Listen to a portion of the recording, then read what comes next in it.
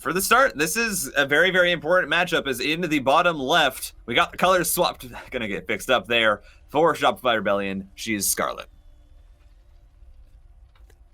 And then her opponent in the bottom right in the red for Dragon Phoenix Gaming, the online warrior, CURE. Now, CURE's got to be really happy that this is an online team league, not an offline team league, because, man, you want to talk about results, right? That man is so good in online events and so good in offline events that it is really doesn't make a lot of sense. Mm-hmm. Yeah, I mean, this is so... I think the biggest thing here for Shopify is it's going to be those later two matches. Because, again, you know, CURE, his TVZ is world level. It's world class. No matter what form he's in, it's always been his best matchup. So, you know, for SCARLETT, this is going to be a very, very rough matchup. Of course, as you said, I do believe that she can bring out a win here. But it's going to take a lot. And we already see CURE kind of mixing it up, going for a 2 racks here. It's going to be, you know, just that light pressure with a few more Reapers than maybe you expect. See if you can get a few more kills. And maybe it snowballs, but it's not ever meant to kill your opponent. Yeah, this is a bit of an interesting build, right? We have seen more 2-on-1s available getting started, but 2-on-1s you get the I want to say you get the barracks after, or the second barracks after the factory, right after the starport. So it's not normally. Well, I guess it depends on the 2-on-1 build, right? I'm thinking of the more recent TY 3cc 2-on-1. Mm-hmm. Yeah. Yeah. Yeah. So again, this 2 Reaper build that you talked about, I don't think I've actually ever seen this in competitive play. So we're going to have to see. I mean, I'll take your word for it, but we're going to have to see how this one does work on out here for SCARLETT. It's certainly a good idea for this map with the 2 Reaper Cliffs and kind of the hidden one as well. So we're going to have to see whether SCARLETT is aware. I mean, I know she's aware, but whether she's really incorporated scouting that other Reaper Cliff into her play.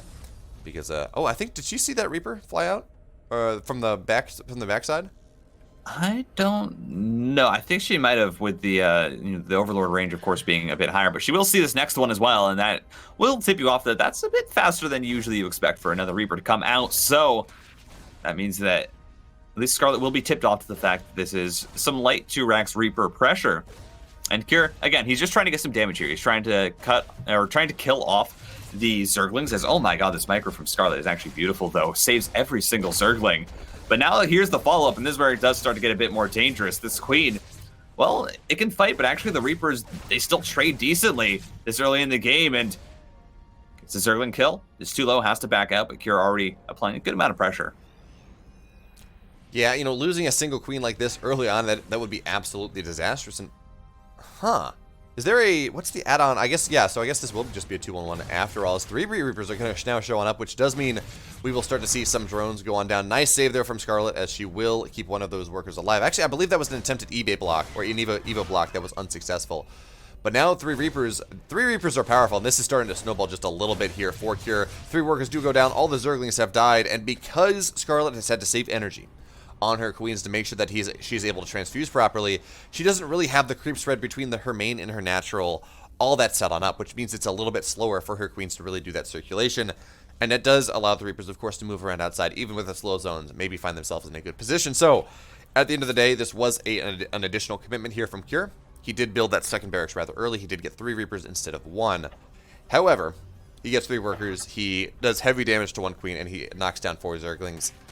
I think we call it a wash.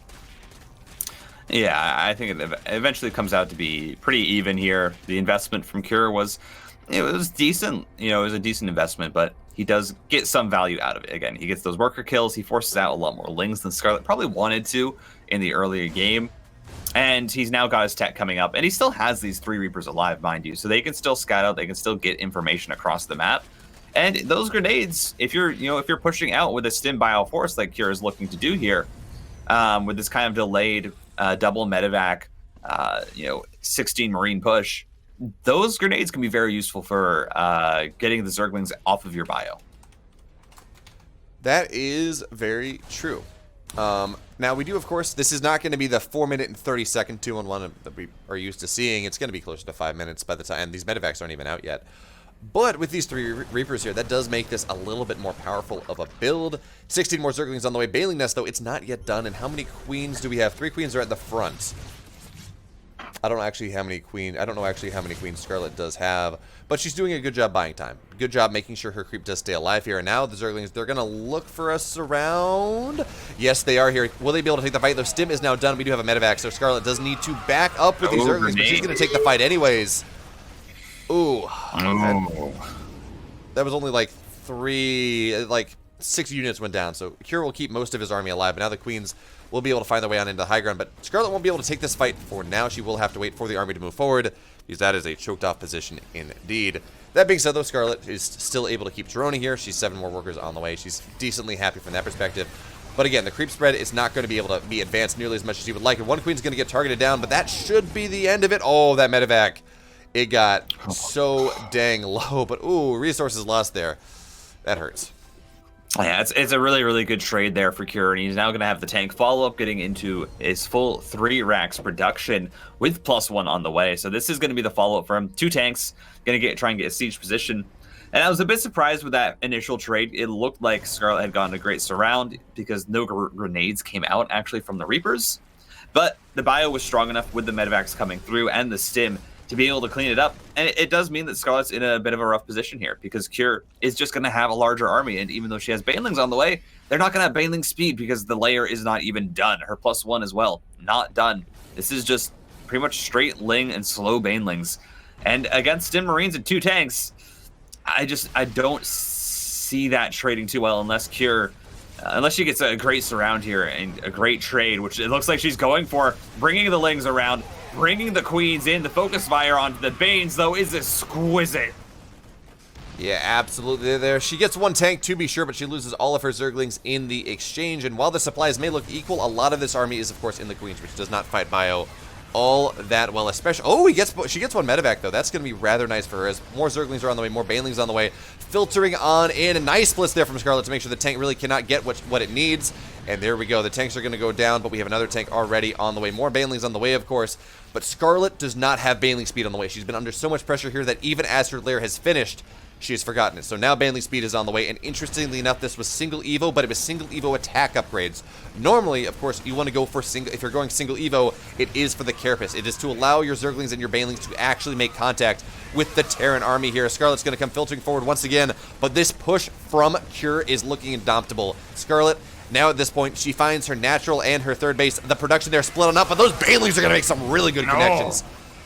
I don't think it's enough, though. Now we have 2 tanks here, and the push is too strong. GG. Cure is going to take game number 1. It's funny. Sometimes, you do see players that kind of try and leave and play other games, but I feel like a lot of time they eventually do come back to StarCraft, too. There's been, like, a few, like, kind of, like, migration from pro players game to game. I think the biggest example of that has probably been, I would say, CSGO to Valorant has been, like, one of the major ones. But other than that, I don't know if there's a lot of esports scenes that really have it where players come from one scene to another, like, consistently. Okay. Like in the Dota scene, they're pretty big. Like, there are a couple big/very big Dota pros that were former StarCraft pros, or at least former very good StarCraft players back in the day when, like, you know, there was a lot more money flowing around. Like Ice and Owie 2000, all these players that were, you know, Grandmaster StarCraft players, and they were competing in tournaments. Maybe not as good as they were at Dota, but again, still at that highest of levels. And then, I mean, the really big example of someone was, what was his name? He was a Danish player. He quit StarCraft to go back to Dota and played Dota for a little bit, and then retired from esports altogether. But he was a very good Dota 1 player. Yeah, I think I know who you're talking about. I can't remember his name. I cannot. Anyway, he had the point here. I actually rooted for him in Dota for a little bit because I'm like, StarCraft guy, you know, go do well, but he wasn't all that successful. Anyway, yeah, we are back into. Sorry, we're gonna do the same thing. We were like, that's the transition point. Let's go for it. But yeah, we do see the Cloaked Banshee coming out with Stim, third base for Cure. This is a very, very standard build where you do this light pressure with your Reaper and quite a few Hellions, and then you're gonna just try and get, you know, maybe 4 to 6 drone kills is what you'd be happy with here, with the Cloak invested as well. But Scarlett's already completely set up for this, so it might not even be that, and Cure will have to wait. But Cure's Banshee control has always been exceptional, I think. He has had he just always has this ability to find damage with his Banshees, no matter what the situation. So He has 2 out on the map. We'll have to see over time how much damage they get as he's still trying to pressure around that creep spread at the 4th base. And as for SCARLETT, well, this is kind of the start that you want, where you're just allowed to macro up onto 3 bases, get your 4th up, get your Baneling Nest, and kind of go from there. Ooh, this is dangerous. Yeah, exactly. Queens are going to join on, or the Hellions are going to join on in with the Banshees. And while there is a lair done, we don't have an Overseer yet. So one Queen will go down, another one will be heavily damaged, but at the end of the day, well, now there's an Overseer, which means these Banshees are not going to be nearly as powerful as they once were. Now, FireBird, I have a proposal for you. Right? If an opponent, if a Terran player is going Hellion Banshee and they buy Cloak for those Banshees, we no longer call that composition Hellion Banshee, we call it Cloak and Dagger. Because they're Cloaked Banshees and the Hellions are the Dagger. Anyway, I apologize, but you know, there's some logic there. I think it needs a bit of work, but I think it can get there. But yeah, you know, sometimes you do see a few variations of it. So for instance, there's always the possibility of the Cloak Banshee Hellbat push that some Terrans like to mix in every now and then. It's not a build that you're going to bring out consistently because it only really works if you catch out your opponent. If they're not expecting it and you manage to catch them off guard. This is just much more common, where you get the Cloak Banshee, you get the early 3rd, and then, I mean, if you keep everything alive like Cure has done a great job of doing, you can actually just continue to use these units and do a follow-up push. I mean, you mentioned the kitchen sink before. This is kind of a similar situation where you have this Reaper, you know, you have about your 5 Hellions, and then you have Marines, tanks, medevacs, and then also 2 Banshees on top of that. Because Cure, I mean, he just does such a good job of keeping his units alive. Now, this is a much better situation for SCARLETT than it was in game number 1, as you did mention, but to reiterate that fact, she has 1-1 on the way now. It will be roughly timed up with Cure. It's not going to be quite, but now Baneling speed is going to be done a whole hell of a lot faster here, and that will be able to ward Cure back for the time being. Now, these tanks on the high ground, this is a bit of a scary position, and I'm honestly... Oh, 1 medevac. Oh, it's going to be very close to going down. I was going to say, I'm very surprised that we see SCARLETT taking the upper left base instead of kind of the middle, the more centralized base here. As, well, oh, look at that. We have Hellbats morphing on it. That will defend the tank. Really cool move there from Cure. So sick. Yeah, I really like that. I mean, of course, there's enough Banelings here that this should all get cleaned up eventually. Baneling's going to roll in and actually all connect on the tanks, which is not what you want. And then the focus fire from Cure means that the Marines are going to stay alive. So a bit of miscontrol there from SCARLETT. You want those Banelings to hit the Marines and the Hellbats, but like 6 of them detonated on the tank as well. And now you have the Banshees coming in. There is Overseers here, but the Queens, they don't have support. They're all going to melt away. They focus down 1 Banshee.